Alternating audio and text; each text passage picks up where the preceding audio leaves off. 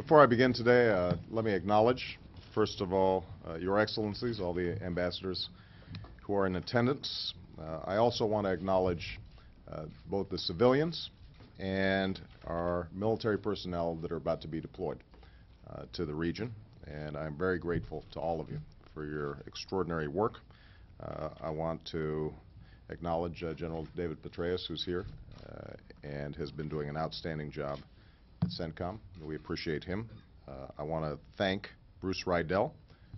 Bruce is down at the end here, who has worked extensively on our strategic review.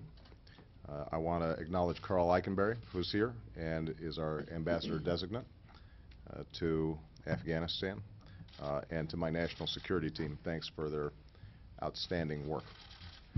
Today I'm announcing a comprehensive new strategy for Afghanistan and Pakistan. And this marks the conclusion of a careful policy review led by Bruce that I ordered as soon as I took office.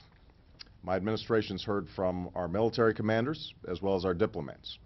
We've consulted with the Afghan and Pakistani governments, with our partners and our NATO allies, and with other donors and international organizations. We've also worked closely with members of Congress here at home. And now I'd like to speak clearly and candidly to the American people. The situation is increasingly perilous. It's been more than 7 years since the Taliban was removed from power, yet war rages on. Insurgents control parts of Afghanistan and Pakistan. Attacks against our troops, our NATO allies, and the Afghan government have risen steadily. And most painfully, 2008 was the deadliest year of the war for American forces. Many people in the United States and many in partner countries that have sacrificed so much have a simple question. What is our purpose in Afghanistan? After so many years, they ask, why do our men and women still fight and die there? And they deserve a straightforward answer. So let me be clear. Al-Qaeda and its allies, the terrorists who planned and supported the 9/11 attacks, are in Pakistan and Afghanistan. Multiple intelligence estimates have warned that Al-Qaeda is actively planning attacks on the United States homeland from its safe haven in Pakistan. And if the Afghan government falls to the Taliban or allows Al-Qaeda to go unchallenged, that country will again be a base for terrorists who want to kill as many of our people as they possibly can. The future of Afghanistan is inextricably linked to the future of its neighbor Pakistan. In the nearly 8 years since 9/11, Al-Qaeda and its extremist allies have moved across the border to the remote areas of the Pakistani frontier. This almost certainly includes Al-Qaeda's leadership, Osama bin Laden and Ayman al-Zawahiri. They have used this mountainous terrain as a safe haven to hide, to train terrorists, to communicate with followers, to plot attacks, and to send fighters to support the insurgency in Afghanistan. For the American people, this border region has become the most dangerous place in the world. But this is not simply an American problem. Far from it. It is instead an international security challenge of the highest order. Terrorist attacks in London and Bali were tied to Al-Qaeda and its allies in Pakistan, as were attacks in North Africa and the Middle East, in Islamabad and in Kabul. If there is a major attack on an Asian, European, or African city, it too is likely to have ties to Al-Qaeda leadership in Pakistan. The safety of people around the world is at stake. For the Afghan people, the return to Taliban rule would condemn their country to brutal governance, international isolation, a paralyzed economy, and the denial of basic human rights to the Afghan people, especially women and girls. The return in force of Al-Qaeda terrorists who would accompany the core Taliban leadership would cast Afghanistan under the shadow of perpetual violence. As president, my greatest responsibility is to protect the American people. We are not in Afghanistan to control that country or to dictate its future. We are in Afghanistan to confront a common enemy that threatens the United States, our friends, and our allies, and the people of Afghanistan and Pakistan who have suffered the most at the hands of violent extremists. So I want the American people to understand that we have a clear and focused goal: to disrupt, dismantle, and defeat al-Qaeda in Pakistan and Afghanistan, and to prevent their return to either country in the future. That's the goal that must be achieved. That is a cause that could not be more just. And to the terrorists who oppose us, my message is the same. We will defeat you. And to achieve our goals, we need a stronger, smarter, and comprehensive strategy. To focus on the greatest threat to our people, America must no longer deny resources to Afghanistan because of the war in Iraq. To enhance the military, governance, and economic capacity of Afghanistan and Pakistan, we have to marshal international support. And to defeat an enemy that heeds no borders or laws of war, we must recognize the fundamental connection between the future of Afghanistan and Pakistan, which is why I've appointed Ambassador Richard Holbrooke, who is here to serve as special representative for both countries and to work closely with General Petraeus to integrate our civilian and military efforts. Let me start by addressing the way forward in Pakistan. The United States has great respect for the Pakistani people. They have a rich history and have struggled against long odds to sustain their democracy. The people of Pakistan want the same things that we want: an end to terror, access to basic services, the opportunity to live their dreams, and the security that can only come with the rule of law. The single greatest threat to that future comes from al-Qaeda and their extremist allies, and that is why we must stand together. The terrorists within Pakistan's borders are not simply enemies of America or Afghanistan. They are a grave and urgent danger to the people of Pakistan. Al-Qaeda and other violent extremists have killed several thousand Pakistanis since 9/11. They've killed many Pakistani soldiers and police. They assassinated Benazir Bhutto. They've blown up buildings, derailed foreign investment, and threatened the stability of the state. So make no mistake, al-Qaeda and its extremist allies are a cancer that risks killing Pakistan from within. It's important for the American people to understand that Pakistan needs our help in going after al-Qaeda. This is no simple task. The tribal regions are vast, they are rugged, and they are often ungoverned. And that's why we must focus our military assistance on the tools, training, and support that Pakistan needs to root out the terrorists. And after years of mixed results, we will not and cannot provide a blank check. Pakistan must demonstrate its commitment to rooting out al-Qaeda and the violent extremists within its borders. And we will insist that action be taken, one way or another, when we have intelligence about high-level terrorist targets. The government's ability to destroy these safe havens is tied to its own strength and security. To help Pakistan weather the economic crisis, we must continue to work with the IMF, the World Bank, and other international partners.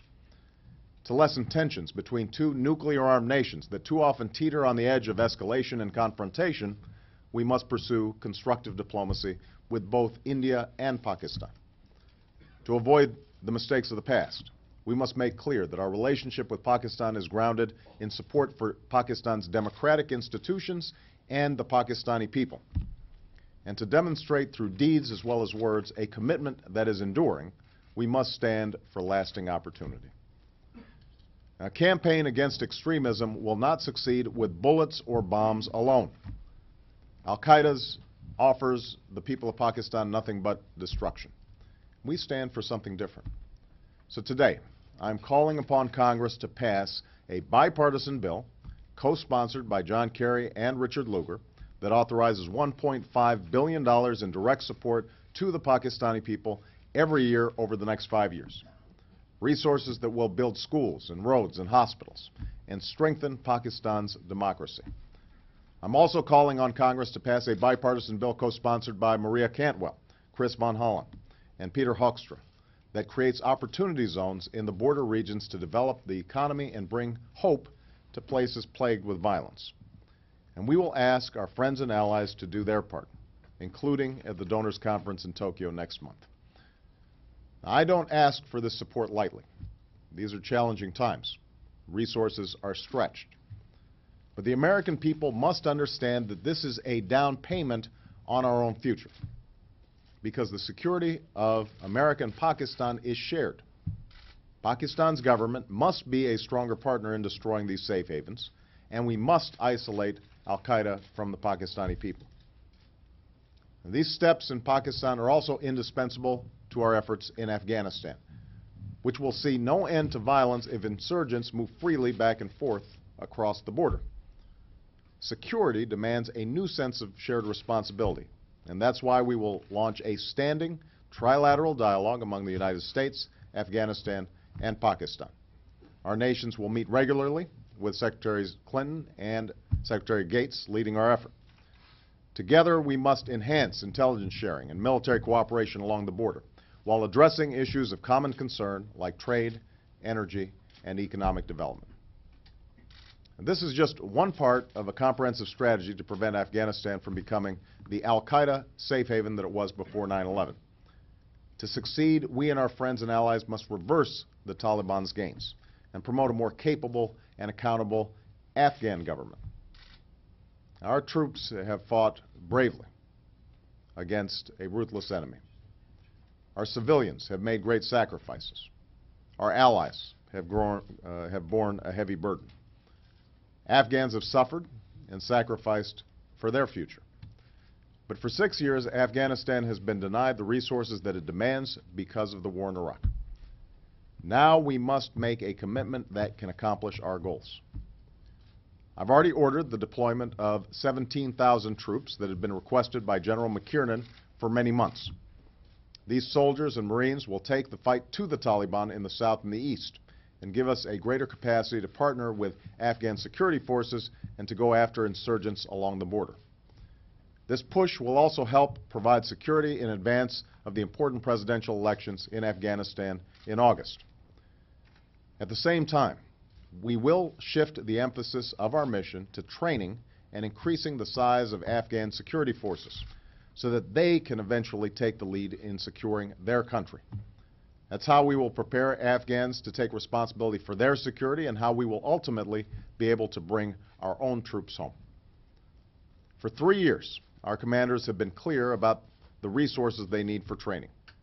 And those resources have been denied because of the war in Iraq. Now that will change. The additional troops that we deployed have already increased our training capacity. And later this spring, we will deploy approximately 4,000 U.S. troops to train Afghan security forces. For the first time, this will truly resource our effort to train and support the Afghan army and police. Every American unit in Afghanistan will be partnered with an Afghan unit, and we will seek additional trainers from our NATO allies to ensure that every Afghan unit has a coalition partner. We will accelerate our efforts to build an Afghan army of 134,000 and a police force of 82,000 so that we can meet these goals by 2011. And increases in Afghan forces may very well be needed as our plans to turn over security responsibility to the Afghans go forward. And this push must be joined by a dramatic increase in our civilian effort. Afghanistan has an elected government, but it is undermined by corruption and has difficulty delivering basic services to its people. The economy is undercut by a booming narcotics trade that encourages criminality and funds the insurgency. The people of Afghanistan seek the promise of a better future. Yet once again, we've seen the hope of a new day darkened by violence and uncertainty. So to advance security, opportunity, and justice, not just in Kabul, but from the bottom up in the provinces, we need agricultural specialists and educators, engineers and lawyers. That's how we can help the Afghan government serve its people and develop an economy that isn't dominated by illicit drugs. And that's why I'm ordering a substantial increase in our civilians on the ground. That's also why we must seek civilian support from our partners and allies, from the United Nations and international aid organizations, an effort that Secretary Clinton will carry forward next week in The Hague. At a time of economic crisis, it's tempting to believe that we can shortchange this civilian effort. But make no mistake, our efforts will fail in Afghanistan and Pakistan if we don't invest in their future.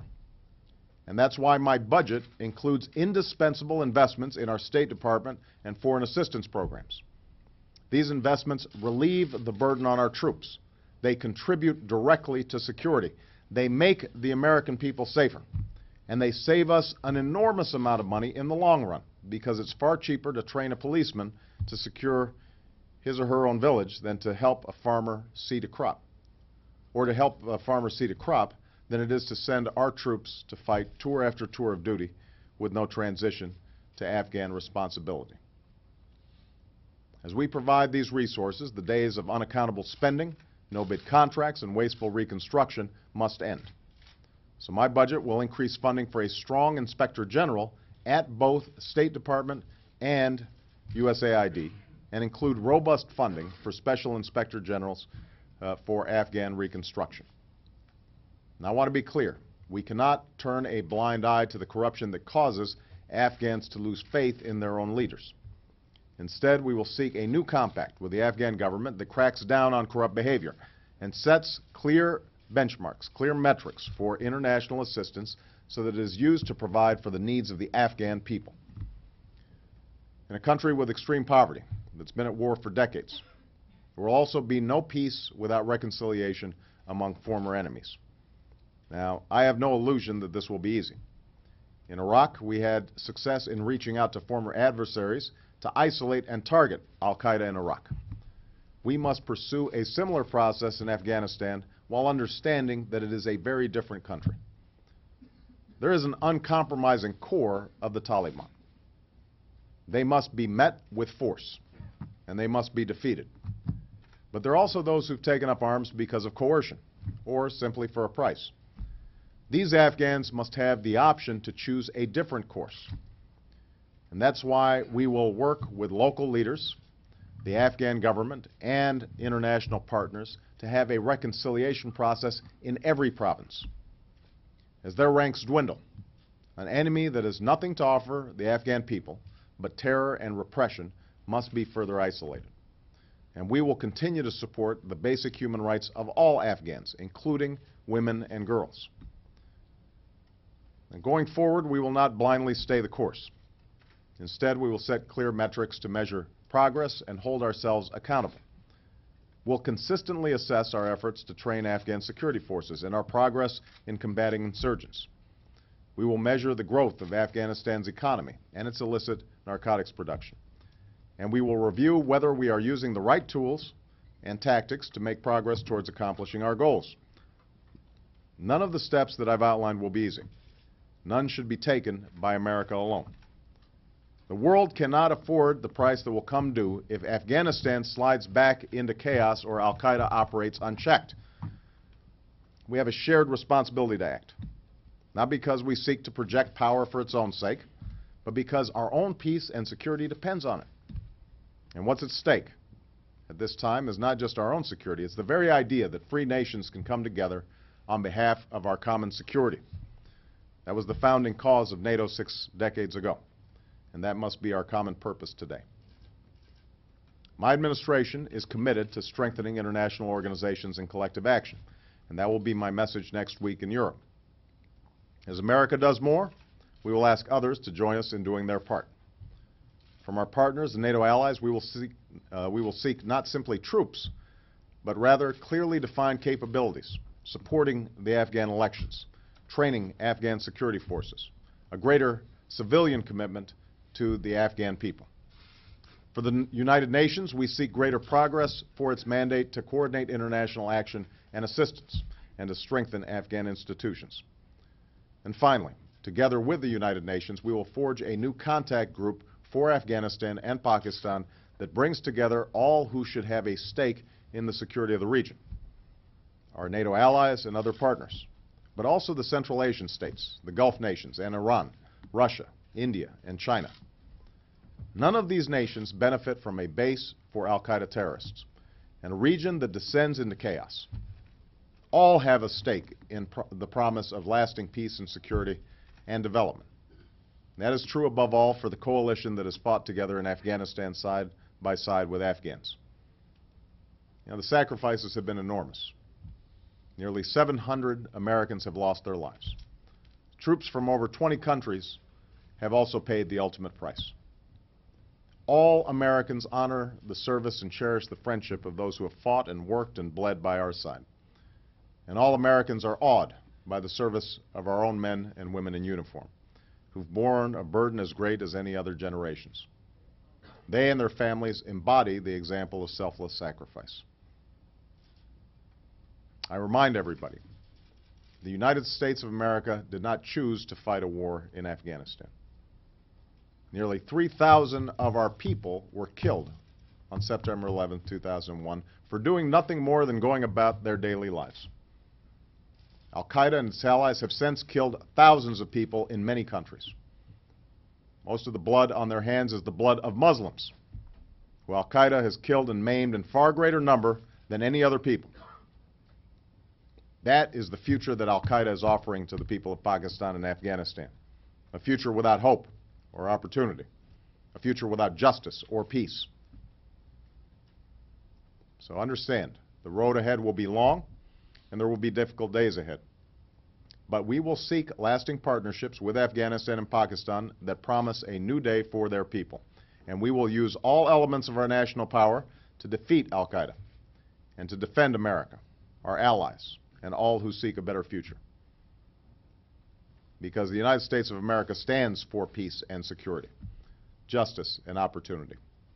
That is who we are, and that is what history calls on us to do once more. Thank you. God bless you. God bless the United States of America.